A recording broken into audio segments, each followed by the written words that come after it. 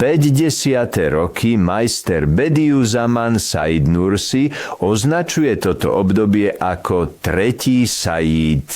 Počas tohto času sa Risale-i Nur číta a vydáva najmä medzi univerzitnými študentmi.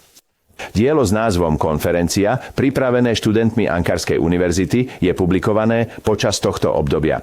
Okrem toho, počas tohto času zosnulý poslanec z Isparty, doktor Tahsin Tola, oslovuje zosnulého premiéra Adnana Menderesa s cieľom, aby bola Risale-i Nur vytlačená riaditeľstvom pre náboženské záležitosti.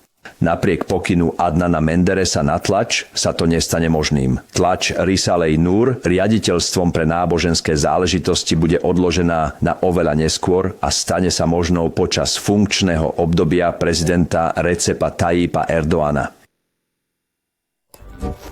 V jeho živote ako tretí Sajed, majstrová charakteristika v tomto období, pre toto obdobie, majster naznačil, že sa úplne stiahne zo sveta. V liste, keď sa pozrieme na jeho spôsob života, vidíme, že sa úplne venoval vzdelávaniu študentov.